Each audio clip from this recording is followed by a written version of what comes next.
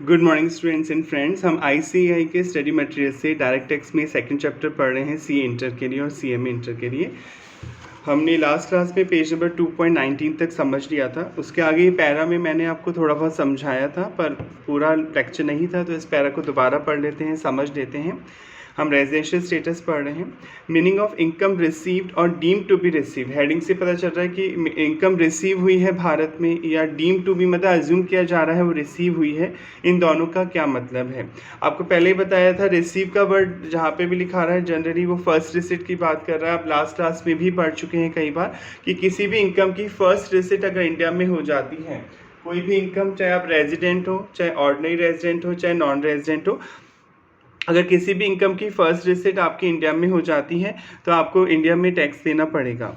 All assessees are liable to tax. सारे assessees मतलब any person who is liable to pay tax under income tax act 1961। आप पढ़ चुके हैं SSC की डेफिनेशन कि जिसकी इनकम को असेस किया जा रहा है as per income tax act 1961 के अकॉर्डिंग। असेस मतलब कैलकुलेट किया जा रहा है whether is liable for paying tax और नॉट। जरूरी नहीं आपका टैक्स बने या ना बने, पर आपकी इनकम को इनकम टैक्स के अकॉर्डिंग कैलकुलेट किया जा रहा है। Are liable to tax in respect of income receive, जो इनकम आपको रिसीव हुई है, प्राप्त हुई है।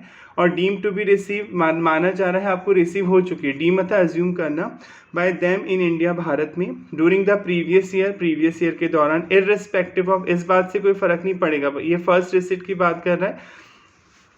द रेजिडेंशियल स्टेटस, चाहे आप ऑर्डिनरी रेजिडेंट हो, चाहे नॉन ऑर्डिनरी रेजिडेंट हो, चाहे नॉन रेजिडेंट हो, आपका इररिस्पेक्टिव होगा रेजिडेंशियल स्टेटस, क्योंकि आपको इनकम भारत में मिली है तो रेजिडेंशियल स्टेटस देखने की ज़रूरत ही नहीं है। चाहे आप किसी भी कैटेगरी में फॉल करते हो, चाहे आप ऑर्डिनरी रेजिडेंट हो, चाहे नॉन ऑर्डिनरी रेजिडेंट हो, चाहे नॉन रेजिडेंट हो, आपको इंडिया में टैक्स देना होगा in the place of its accrual. क्योंकि इंडिया में रिसीव हुई है तो एक्रूअल देखना नहीं है कि आपने कहाँ कमाई थी, उससे मतलब नहीं है। अगर कोई इनकम इंडिया में रिसीव हो जाती है पहली बार तो आपको इंडिया में टैक्स देना होता है।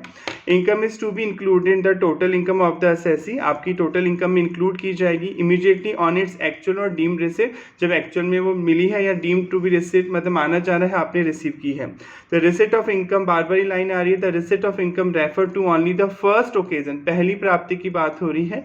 When the recipient get the money under his control, जब वो पैसा आपके कंट्रोल में आता है। जैसे आप अमेरिका में जॉब करते हैं, मिस्टर ए है, ये अमेरिका में जॉब करता है, वहाँ इसकी salary 2 lakh rupees per month है।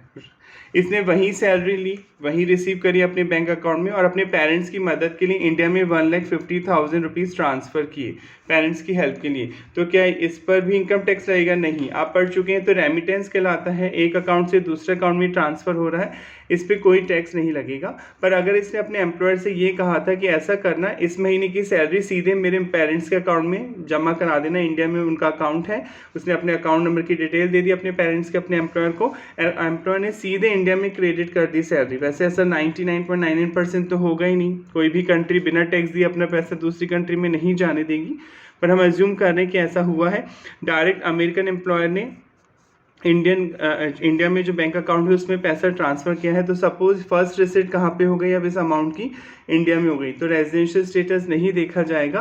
चाहे आप रेजिडेंट हो, चाहे ऑर्डिनरी रेजिडेंट हो, चाहे नॉन रेजिडेंट हो, आपको इस पर इंडिया में टैक्स देना होगा। क्योंकि किसी भी इनकम की पहली प्राप्ति अगर भारत में हो जाती है तो आपको भारत में टैक्स देना होता है। क्योंकि टैक्स वाले मान के चलते हैं कि इनकम का इंडिया से कनेक्शन होगा, तभी उस कंट्री ने बिना टैक्स दिए इंडिया में आने दिया पैसा, राइट? ऐसा कोई नहीं करेगा ना बिना टैक्स दिए इंडिया का। मान लीजिए इंडिया से कोई कमा रहा है तो क्या इंडियन गवर्नमेंट अलाउ करेगी कि बिना टैक्स दिए इंडिया से बाहर ले जाए आप पैसा? नहीं करेगी ना, तो इसलिए रूल बनाया गया है। Therefore, when once an amount is received as income, जब इनकम के तौर पे कोई अमाउंट आपको मिल जाता है, रेमिटेंस मतलब एक अकाउंट से दूसरे अकाउंट में ट्रांसफर करना, रेमिटेंस हस्तांतरण करना, ट्रांसमिशन मतलब हस्तांतरण करना, ट्रांसफर करना of that amount from one place or person to another does not constitute receipt। Remittance को और बता दिया, रेमिटेंस या ट्रांसफर करने को रिसिट नहीं माना जाएगा और in the hand of subsequent recipient और at the place of subsequent receipt. यानी आपके अगर आपको अमेरिका में मिलती है इनकम, आप अपने पेरेंट्स की हेल्प के लिए इंडिया में रेमिटेंस करते हैं, ट्रांसफ़र करते हैं वो अमाउंट, तो वो कोई इनकम नहीं है, वो सब्सिक्वेंट ट्रांसफ़र है, सब्सिक्वेंट रिसिट है, बाद में मिली। फर्स्ट रिसिट इंडिया में नहीं हुई है, इससे यहाँ पे कोई टैक्स नहीं लगेगा। केवल फर्स्ट रिसिट की बात की गई है इस पैरा में। अगर पहली प्राप्ति किसी भी इनकम की भारत में हो जाती है तो आपको भारत में टैक्स देना होगा। अब सर इसका मतलब तो समझ में आ गया रिसिट का। अभी डीम टू बी रिसिट क्या है? Deem to be received in India क्या है? सेक्शन 7। ठीक है, इसे समझते हैं पहले। लास्ट क्लास में आपको पीएफ समझा दिया गया था डिटेल में, पर दोबारा समझ लेते हैं। डीम टू बी रिसीव का मतलब है ऐसी इनकम, आप अपनी नॉलेज के लिए कहीं नोट भी कर सकते हैं, ऐसी इनकम जो आपको फ्यूचर में मिलेगी, आपको फ्यूचर में रिसीव होगी, पर टैक्स वाले अज्यूम कर रहे हैं कि वो आपको अभी मिल गई। वैसे मिलेगी कब? वो फ्यूचर में आपको रिसीव कब होगी? फ्यूचर में, आफ्टर सर्टेन ईयर वो आपको रिसीव होगी, पर टैक्स वाले अज्यूम कर रहे हैं कि वो आपको इसी साल मिल चुकी है, प्रीवियस ईयर में मिल चुकी है। और जब वो अज्यूम कर रहे हैं तो फिर अभी टैक्स देना होगा। तो कॉमन सेंस, जब फ्यूचर में वो इनकम दोबारा मिलेगी तो दोबारा टैक्स नहीं लगेगा, डबल टैक्स थोड़ी लगेगा। अभी देना होगा उस पर टैक्स, फ्यूचर में आपको कोई टैक्स नहीं देना होगा। डीम टू बी रिसीव कम समझा जाता है। फॉर एग्जाम्पल, पीएफ का एग्जाम्पल लास्ट क्लास में बता दिया है, दोबारा समझ लेते हैं। आपकी सैलरी 2 लाख रुपए है suppose per month. PF provident fund एक फ्यूचर की सेविंग है। ये रूल है इंडिया में कि पूरा अमाउंट एम्प्लॉय को नहीं दिया जाएगा, कुछ परसेंट पीएफ के नाम से काटा जाएगा। प्रोविडेंट फंड भविष्य निधि बोलते हैं, निधि मतलब सेविंग, फ्यूचर के लिए रूल है। तो ये आप काट, सपोज 10% रेट है तो ये 20,000 आपका पीएफ का पैसा डिडक्ट हो गया और आपको 1,80,000 आपके एम्प्लॉय ने दे दिए। तो ये इन हैंड सैलरी हो गई। इन हैंड मतलब हाथ में जो पैसे आपको मिले। लोग कई बार पूछते हैं कि इन हैंड सैलरी क्या आती है तुम्हारी, कट कटा के। अभी आप पढ़ेंगे टैक्स का पैसा भी कटता है, टीडीएस, वो आगे पढ़ेंगे आप। पीएफ का पैसा, पेंशन का पैसा, ये सब कटता है। उसके बाद नेट अमाउंट जो मिलता है वो कम होता है। अभी हम पीएफ को ही समझ रहे हैं। तो पीएफ का पैसा काटा है प्रोविडेंट फंड, ये पैसा आपके नाम से आपका एम्प्लॉय पीएफ अकाउंट में जमा कराएगा और फिर जब आप रिटायर्ड होंगे, ठीक है, तो आपको विद इंटरेस्ट ये पैसा मिल जाएगा। इसमें एम्प्लॉयर भी कॉन्ट्री करता है और आप भी कॉन्ट्री करते हैं, मैचिंग। यानी आपकी सैलरी से 20 कटे तो एम्प्लॉयर भी सेम अमाउंट कॉन्ट्री करेगा। आपके अकाउंट में 40,000 रुपये पर मंथ जमा होंगे, ठीक है। एक तो आपका कॉन्ट्रीब्यूशन होता है पीएफ अकाउंट में, आपके एम्प्लॉयर का, जहाँ आप जॉब करते हैं, आप फर्म या कंपनी जो भी, वहाँ पे वो भी उतना ही मैचिंग अमाउंट कॉन्ट्री करते हैं। तो टोटल 40,000 रुपीज़ इन्वेस्ट करेंगे, राइट। अब ये पैसा मिलेगा कब? ये तो आपकी बात कर रहे हैं, आपके एम्प्लॉयर की नहीं। ये पैसा कब मिलेगा आपको? फ्यूचर में, राइट। 20,000 रुपये जो आप हर महीने कटवा रहे हैं, पैसा फ्यूचर में इन्वेस्ट कर रहे हैं, ये पैसा मिलेगा तो फ्यूचर में। पर टैक्स वाले जब आपकी इनकम कैलकुलेट करेंगे तो पूरे 2 लाख रुपये लेंगे वो सैलरी हेड में। वो ये नहीं कि 20,000 कम मिल रहे तो हटा दिया जाएगा, नहीं। पेंशन के नाम से भी कोई पैसा कट रहा है तो वो भी जोड़ेगा। जो भी पैसा कट रहा है अगर आपके सैलरी से, वो एक बार ग्रॉसअप किया जाएगा। ग्रॉसअप मतलब नेट अमाउंट में जो डिडक्शन है वो दोबारा जोड़ दी जाएंगी। नेट अमाउंट है जो आपको मिला, कटने के बाद जो पैसा हाथ में आया, उस नेट अमाउंट में जो डिडक्शन कटी है वो दोबारा ऐड हो जाएंगी और ग्रॉस किया जाएगा। ग्रॉस इनकम पर ही इनकम टैक्स कैलकुलेट किया जाएगा। ऑल्दो कुछ डिडक्शन मिलेंगे, अभी आप पढ़ेंगे 80C से लेकर 80U चैप्टर सेक्शन आप पढ़ेंगे डिडक्शन का, उसमें आप पढ़ेंगे कुछ चीज़ों की डिडक्शन देते हैं टैक्स वाले।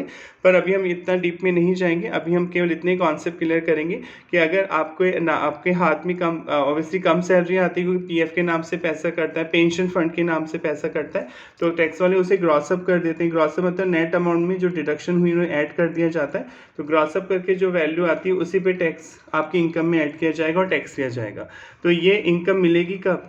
फ्यूचर में मिलेगी, राइट। ये पीएफ का पैसा मिलेगा फ्यूचर में, पर ये डीम टू बी अज्यूम किया जा रहा है कि आपको मिल चुका है और आपको अभी टैक्स देना होगा। तो आई होप यहाँ तक कॉन्सेप्ट क्लियर हुआ होगा पीएफ का। अब पीएफ को थोड़ा सा और डीप में समझते हैं क्योंकि आपकी बुक में एग्जाम्पल है यहाँ पर।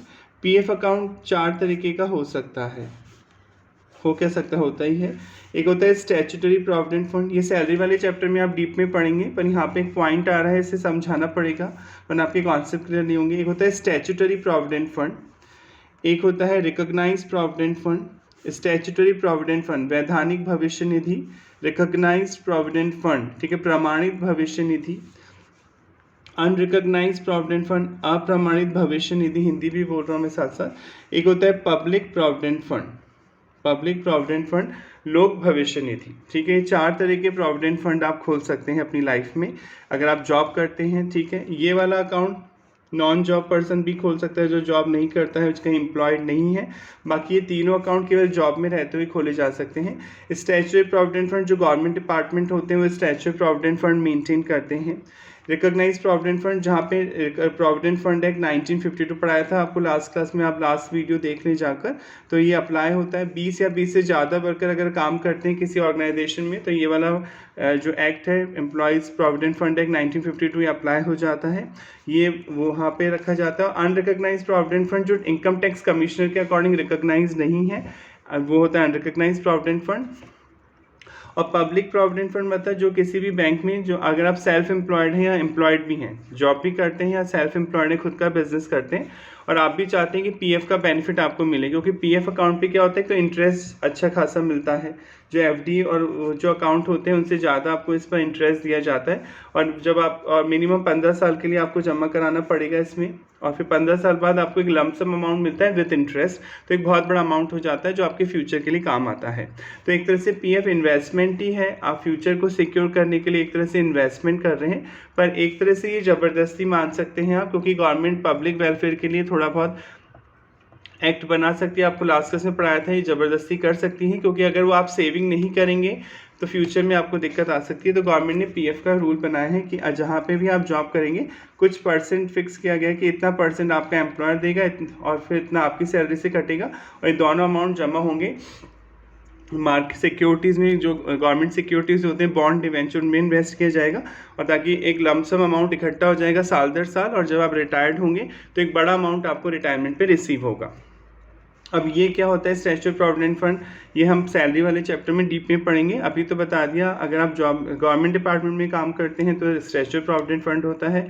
अगर आप किसी ऐसे ऑर्गेनाइजेशन में काम करते हैं जहाँ 20 या 20 से ज़्यादा वर्कर हैं तो रिकॉग्नाइज प्रोविडेंट फंड रखना होगा। अनरिकॉग्नाइज प्रोविडेंट फंड ऐसा फंड जो इनकम टैक्स कमिश्नर के अकॉर्डिंग रिकॉग्नाइज नहीं होता है, फिर भी आपका एम्प्लॉयर वहाँ पैसे जमा करा रहा होता है, क्योंकि कई बार ब्याज ज़्यादा मिलता है वहाँ पर। कई जगह जो प्राइवेट पर्सन है वो आपको ब्याज ज़्यादा देते हैं। आपने सुना होगा ना, मार्केट में साहूकार लोग होते हैं, वो आपको ब्याज ज़्यादा देते हैं अगर आप पैसा इन्वेस्ट करते हैं।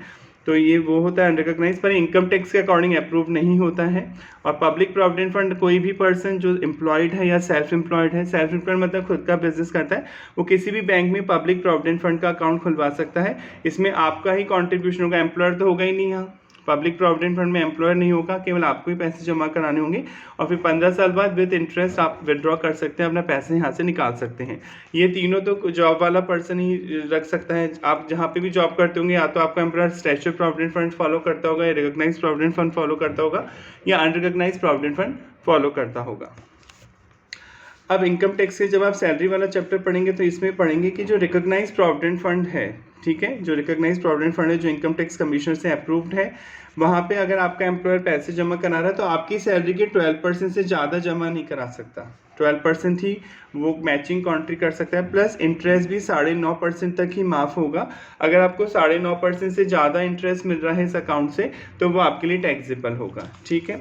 यानी ये रूल है कि रिकॉग्नाइज प्रोविडेंट फंड में जो आपका मालिक है, आप तो कितना भी जमा करा सकते हैं, ठीक है, पर आपका मालिक आपकी सैलरी के 12% से ज़्यादा कॉन्ट्री नहीं कर सकता आपके बिहाफ पे। सपोज आपकी सैलरी 1 लाख है, तो 1 लाख का 12% आप निकालेंगे तो 12,000 आएगा, राइट। पर आपका जो एम्प्लॉयर है वो 13,000 जमा करा रहा है आपके बिहाफ पर, तो 1,000 रुपये ज़्यादा जमा करा रहा है, ये आपके इनकम में ऐड किया जाएगा। केवल 12% तक ही माफ़ होगा। 12% से अगर ज़्यादा कॉन्ट्री कर रहा है आपका एम्प्लॉयर, आपकी बात नहीं हो रही, एम्प्लॉयर की जो वो आपके बिहाफ पे कॉन्ट्री कर रहा है, क्योंकि आप पढ़ चुके हैं पीएफ में एक तो आपका कॉन्ट्रीब्यूशन होता है प्लस आपका एम्प्लॉयर आपके साथ कॉन्ट्री करता है, दोनों अमाउंट इन्वेस्ट होते हैं आपके नाम से, तभी तो बड़ी रकम इकट्ठी हो जाती है रिटायरमेंट के टाइम। तो आपके कंट्रीब्यूशन की बात नहीं हो रही है, एम्प्लॉयर के कंट्रीब्यूशन की बात हो रही है। तो एम्प्लॉयर आपकी सैलरी के 12% से ज़्यादा अगर जमा करा रहा है पीएफ अकाउंट में, तो जो एक्सेस है 12% से वो आपकी सैलरी में जुड़ेगा, ठीक है। प्लस आपको इस अकाउंट से जो इंटरेस्ट मिल रहा है 9.5% तक माफ़ है। सपोज 11% मिल रहा है, जबकि 9.5% ही माफ़ है, तो 1.5% 1.5% जो एक्स्ट्रा इंटरेस्ट मिल रहा है वो आपकी सैलरी में ऐड होगा। भले ये ब्याज मिलेगा कब, जब आप रिटायर्ड होंगे, विद इंटरेस्ट एक लमसम अमाउंट मिलेगा, अभी नहीं मिलेगा, पर ये डीम टू बी एज्यूम करेंगे टैक्स वाले कि ये अभी मिल रहा है और अभी टैक्स देना होगा। यानी डीम टू बी रिसीव का मतलब समझ में आ गया होगा। ऐसी इनकम कोई आपसे पूछ ले तो कैसे बताएंगे, ऐसी इनकम जो मिलेगी फ्यूचर में, पर टैक्स वाले उसे अभी अज्यूम कर रहे हैं, वो मान रहे हैं कि इनकम आपको अभी मिल गई है, उसको डीम टू बी रिसीव बोला जाता है इंडिया में, और उस पर आपको टैक्स देना होता है। क्लियर हो गया ये वाला पॉइंट? कोई डाउट है तो पूछ लेना। इसी तरह आपने सुना होगा पेंशन भी मिलती है जब आप रिटायर्ड हो जाते हैं आफ्टर 60 ईयर रिटायरमेंट एज होती है जनरली। 60 ईयर बाद जब आप रिटायर्ड हो जाते हैं तो आपका एम्प्लॉयर आपको सैलरी देता है जब तक आप जिंदा रहते हैं। आप अगर किसी की डेथ हो जाती है जो एम्प्लॉई है तो उसकी वाइफ को मिल जाता है, यही होता है। तो ऐसा थोड़ी वाइफ की डेथ हो गई, एम्प्लॉय की भी डेथ हो गई, उसके बच्चों को बच्चों को नहीं मिलती। अगर वो एम्प्लॉय जिंदा है तो एम्प्लॉय को मिलेगी, और उसकी डेथ हो जाती है तो उसके बिहाफ पे उसका जो स्पाउस है, वाइफ है, तो वाइफ को मिल जाती है सैलरी, ठीक है। अब पेंशन क्या है, बर्डन है, बर्डन ही है ना भाई, काम तो कर नहीं रहा एम्प्लॉय ऑफिस में आके, पर आपको आफ्टर 60 उसे पेंशन देनी होती है। तो गवर्नमेंट ने एक एनपीएस स्कीम लॉन्च की थी, ठीक है, एनपीएस, नेशनल पेंशन स्कीम। 2004 के बाद से पेंशन देना बंद कर दिया था गवर्नमेंट ने। डीप में पढ़ लेते हैं थोड़ा सा। पेंशन पहले क्या होती थी, गवर्नमेंट, अगर आपकी सेंट्रल गवर्नमेंट जॉब है या स्टेट गवर्नमेंट जॉब है, तो आप अगर 60 के बाद रिटायर्ड होते थे तो आपको हर महीने जब तक जिंदा रहता था वो एम्प्लॉय, गवर्नमेंट अपने अकाउंट से पैसे देती थी, राइट, अपने पास से पैसे देती थी हर महीने, ताकि जब तक वो जिंदा रहे उसके डे टू डे के एक्सपेंसेस बियर हो जाएं।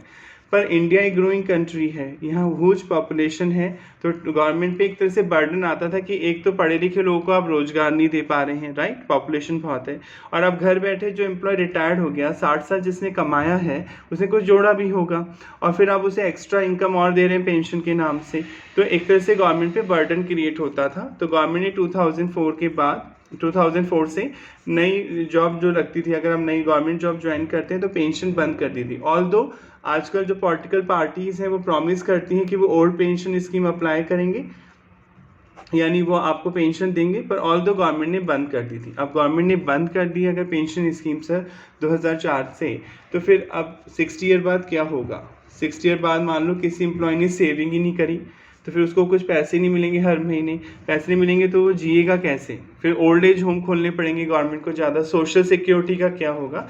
इससे गवर्नमेंट ने एक स्कीम बनाई जिसे बोलते हैं national pension scheme.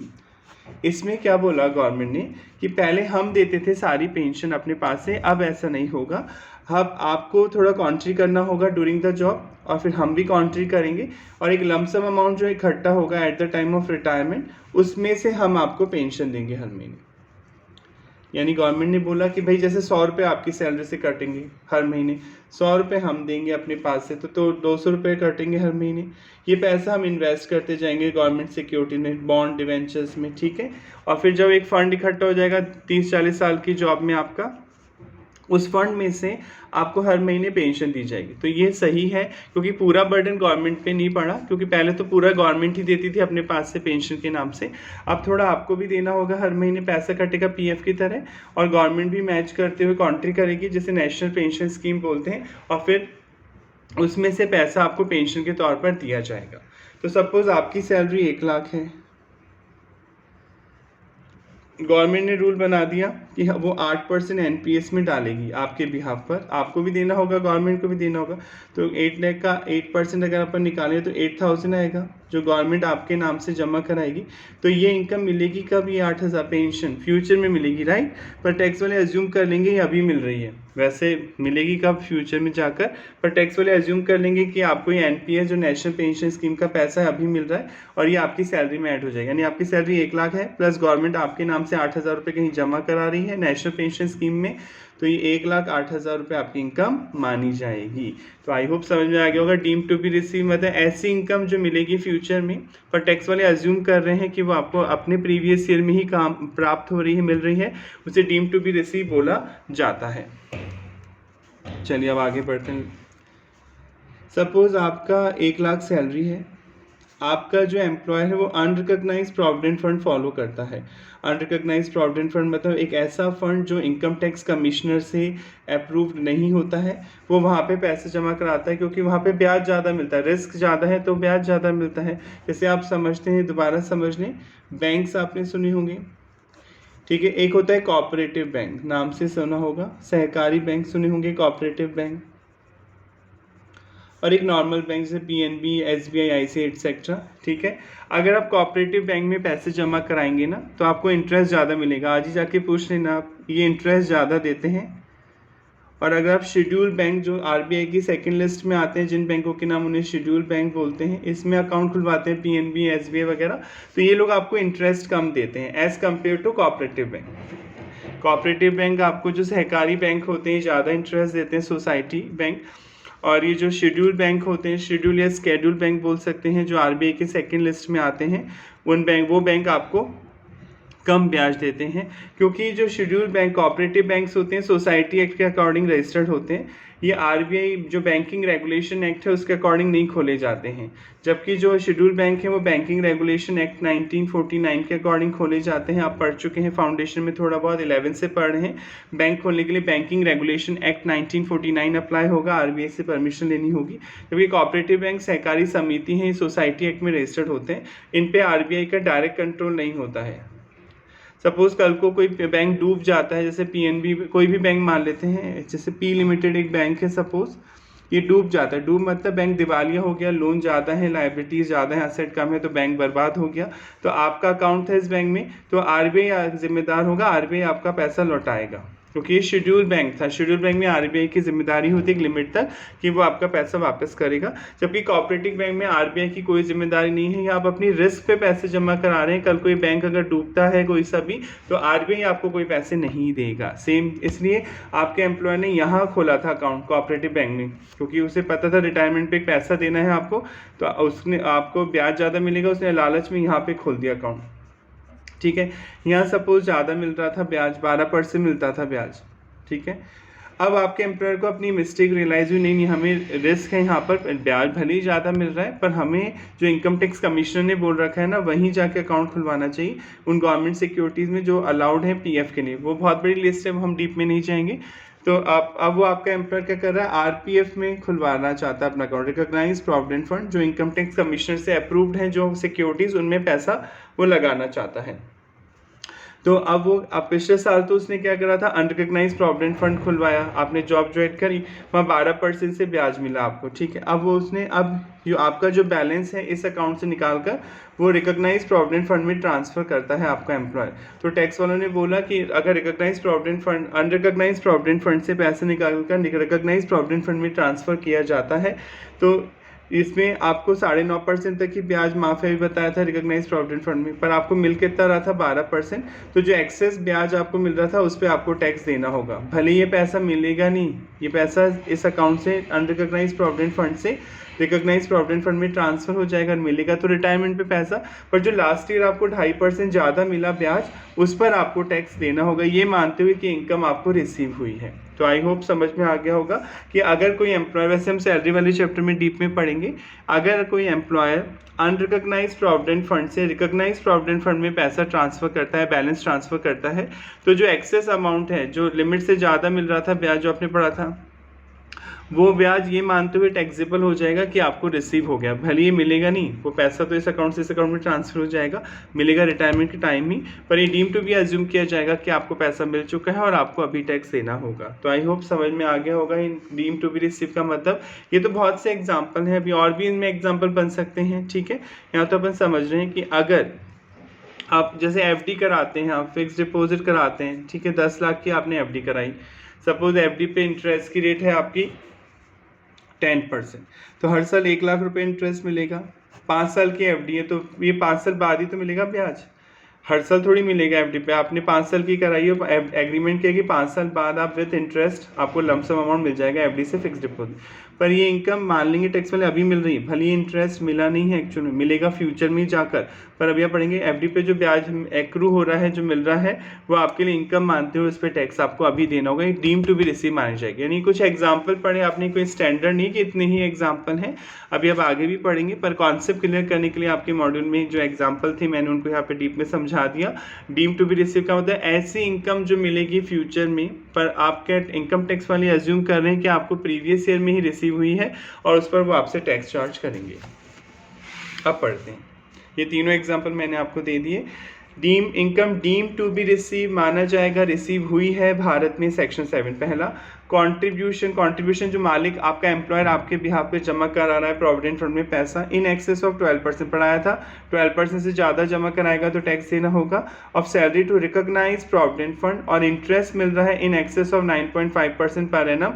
Annual accretion और to the credit of R, annual accretion interest से एक्रीशन ही होता है, बढ़ता है आपका पैसा, वो आपके लिए टैक्सेबल होगा। अगर रिकॉग्नाइज प्रोविडेंट फंड है और आपका एम्प्लॉयर 12% से ज़्यादा कॉन्ट्री कर रहा है आपके बिहाफ पर, तो एक्सेस अमाउंट आपके लिए टैक्सेबल हो जाएगा। और इंटरेस्ट अगर आपको 9.5% से ज़्यादा मिल रहा है रिकॉग्नाइज प्रोविडेंट फंड पे, तो वो एक्सेस अमाउंट आपके लिए टैक्सेबल होगा। सेम वही contribution by the central government जमा करा रही है, और एनी अदर एम्प्लॉयर, कोई भी एम्प्लॉयर हो सकता है, चाहे स्टेट गवर्नमेंट हो चाहे प्राइवेट एम्प्लॉयर हो, in the previous under pension scheme and 80CD में वही आती है NPS, नेशनल पेंशन स्कीम, यानी आपके बिहार पे आपका एम्प्लॉयर जो कॉन्ट्री कर रहा है पेंशन फंड में पैसा, वो आपके लिए इनकम माना जाएगा और उस पर आपको टैक्स देना होगा। ये मानते हो कि वो रिसीव हो गया है, भले ही पेंशन फ्यूचर में मिलेगी उस फंड से, पर ये अज्यूम किया जाएगा आपको अभी पैसा मिल रहा है। Amount transfer from unrecognise provident fund से रिकॉग्नाइज प्रोविडेंट फंड में पैसा आ रहा है, being the employer contribution interest दे रहा, जो एम्प्लॉयर जमा करा रहा था और जो इंटरेस्ट है वो टैक्सेबल होगा अगर वो 12% 9.5% से ज़्यादा था। आपने पढ़ा ना कि रिकॉग्नाइज प्रोविडेंट फंड है, 12% से ज़्यादा कॉन्ट्री कर रहा है आपका एम्प्लॉयर तो टैक्स लगेगा, और इंटरेस्ट भी 9.5% से ज़्यादा मिल रहा है तो टैक्स लगेगा।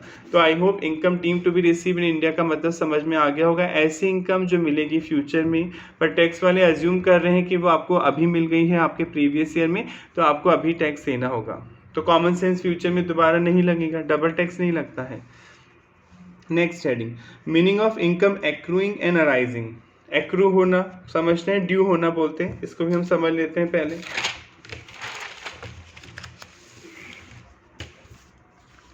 एक वर्ड होता है एक्रू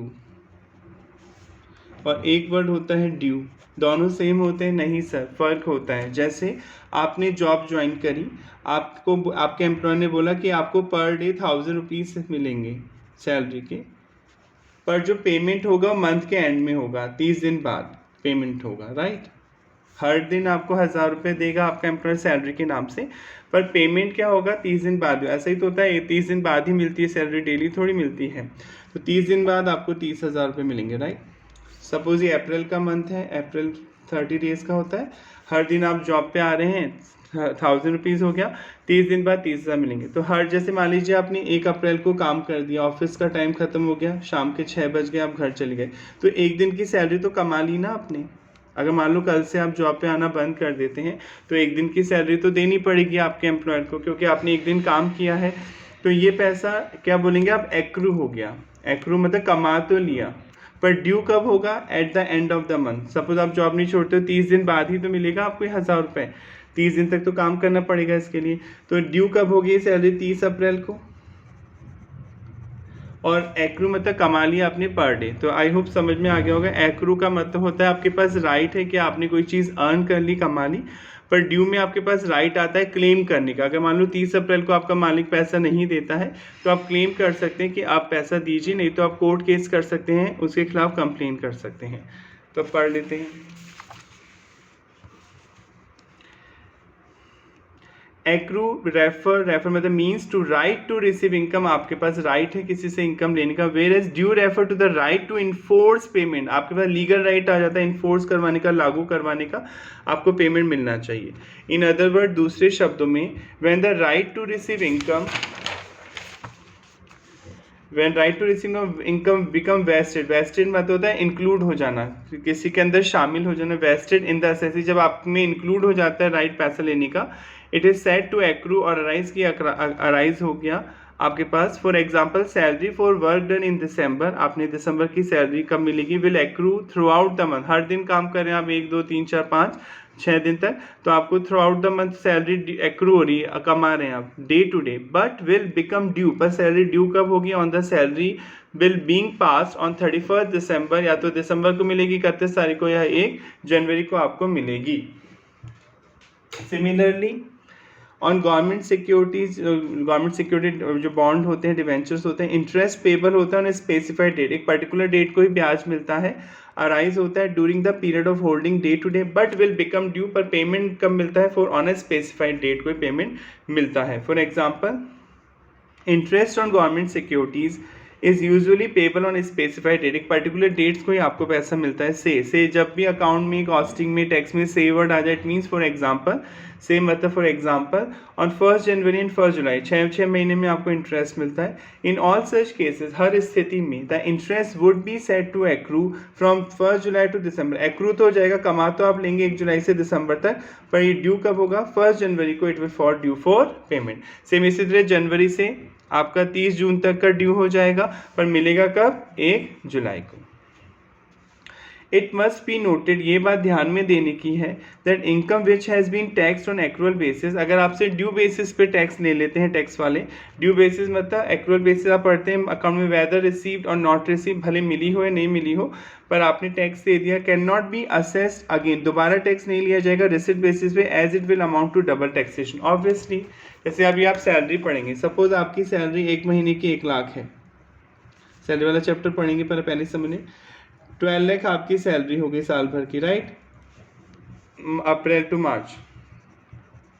पर मान लीजिए आपके एम्प्लॉय ने किसी वजह से आपको 11 महीने की ही सैलरी दी है, 1 महीने की सैलरी वो कह रहा है कि अभी कुछ लॉस चल रहा है तो आपको नेक्स्ट मंथ दे देगा ऐड करके, ठीक है। तो ये सैलरी मिली नहीं ना आपको, अभी एक्रू तो हो गई, कमा तो लिया पर पैसा मिला नहीं, मिलेगा कब, ये मार्च में, सॉरी नेक्स्ट ईयर, मार्च तो खत्म हो गया, नेक्स्ट ईयर अप्रैल में या कभी भी वो देगा जो प्रॉमिस हुआ। पर टैक्स वाले अज्यूम करेंगे कि पैसा आपको मिल रहा है, अभी मिल रहा है और आपको अभी इस पे टैक्स देना होगा, तो जब ये मिलेंगे फ्यूचर में, ड्यू हो गया, एक्रू हो गया अमाउंट आपको, पर ये पैसे जब फ्यूचर में आपको मिलेगा वापस, जब 1 लाख रुपए मिलेंगे अगले साल फ्यूचर में, इस पर दोबारा टैक्स नहीं लगेगा, क्योंकि वो इसी साल पूरे 12 लाख पे आपसे टैक्स ले लेंगे एक्रूड बेसिस पे, भले इनकम मिली नहीं है, सैलरी मिलेगी नेक्स्ट ईयर, पर टैक्स वो आपसे अभी चार्ज कर लेंगे इस पर।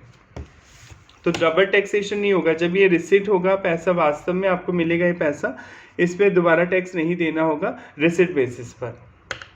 तो आई होप यहाँ तक आ गया होगा आपको समझ में कि अगर कोई इनकम ड्यू बेसिस पे टैक्सेबल हो जाती है तो जब वो रिसिट होगी फ्यूचर में, उस पर दोबारा टैक्स नहीं लगेगा, कोई डबल टैक्स थोड़ी लोगे आप, इसलिए इन्होंने यहाँ पे लिख रखा है, it must be noted that income which has been tax, जिस पे टैक्स लग चुका है on accrual basis, due basis पे, can not be assess again, उसे दोबारा कैलकुलेट नहीं किया जाएगा, इन लायबल नहीं किया जाएगा टैक्स के लिए ऑन रिसिट बेसिस जब वो मिलेगी, as it will amount double taxation. With a view to removing difficulties को हटाने के लिए, एंड क्लैरिफाइंग डाउट को क्लैरिफाई करने के लिए, सुलझाने के लिए, in the taxation of income explanation 1 दिया गया है सेक्शन 5 में, स्पेसिफिकली प्रोवाइड, वो बताता है that an item of income accrue और अराइजिंग आउटसाइड इंडिया, अगर कोई इनकम आपने इंडिया से बाहर कमाई है, shall not be deemed to be received in India, उसे भारत में रिसीव नहीं समझा जाएगा, मेरली बिकॉज, इसलिए it taken into account in balance sheet prepare in India, कि आपने कोई बैलेंस शीट भारत में प्रिपेयर की है, उस इनकम को आपने इंडिया में काउंट किया, उसको कंसिडर नहीं किया जाएगा। फॉर एग्जांपल सोनी, ये सभी जानते हैं, सोनी के टीवी आते हैं, कैमरे आते हैं, ये एक जापानीज़ कंपनी है, राइट, सोनी एक जापानीज़ कंपनी, इंडियन कंपनी नहीं है। सपोज तो ये जापानीज़ कंपनी है, तो जापान में है इसका हेड ऑफिस और इंडिया में इसने अपनी कंपनी खोल रखी है, सोनी इंडिया प्राइवेट लिमिटेड, ठीक है। अब इसने इंडिया में बैलेंस शीट बनवाई अपनी किसी चार्टर्ड अकाउंटेंट से, ताकि इंडिया में, अब इसने कहा कि वो चार्टर्ड अकाउंटेंट है, तो उसने कहा मेरी जापान में भी इतना बिजनेस हुआ है, जापान वाली इनकम को भी आप इसी बैलेंस शीट में दिखा दो, ताकि हमें पता चल जाए कि इंडिया और जापान की टोटल इनकम कितनी हुई है, राइट। वैसे इंडियन इनकम दिखानी चाहिए बैलेंस शीट, आप इंडिया में बनवा रहे हैं, पर इन्होंने कहा कोई बात नहीं, हम ये जानना चाहते हैं कि हमारी जापान और इंडिया में मिलाकर कितनी इनकम हुई है। तो आपने कोई इनकम जो जापान में भी सेल हो रहे हैं, टीवी, कैमरे, मोबाइल, उस इनकम को भी इंडियन इनकम के साथ बैलेंस शीट में प्रिपेयर करके दिखा दिया कि ये आपकी इंडियन असेट है, ये आपकी जापानीज़ असेट है, सेम बैलेंस शीट में मेंशन कर दिया। तो क्या इस बेसिस पे इनकम टैक्स वाले आपसे टैक्स ले लेंगे? इंडिया में नहीं लेंगे, क्योंकि ये हाँ इंडियन इनकम पे तो लेंगे, जो इंडिया में आप टीवी कैमरे बेच के जो इनकम कमा रहे हैं वो तो भारत से कमा रहे हैं आप, उस पर तो देना पड़ेगा सोनी इंडिया को। पर ये जो जापानीज़ इनकम है जो केवल बैलेंस शीट में इंक्लूड की गई है, इस बेस पे आप टैक्स चार्ज नहीं कर सकते, क्योंकि ये इनकम इंडिया से बाहर कमाई गई है, ठीक है। तो ये लाइन ये कह रही है कि कोई भी इनकम भारत में रिसीव नहीं मानी जाएगी इस आधार पर कि उसे बैलेंस शीट में कंसिडर किया गया भारत में, ठीक है। अगर हाँ भारत से कमाई होगी तब तो टैक्स आप देंगे, पर अगर भारत से नहीं कमाई है, केवल बैलेंस शीट को बनाते टाइम उसे कंसिडर किया जा रहा है, P&L अकाउंट को बनाते टाइम कंसिडर किया जा रहा है, तो उसे कंसिडर नहीं किया जाएगा।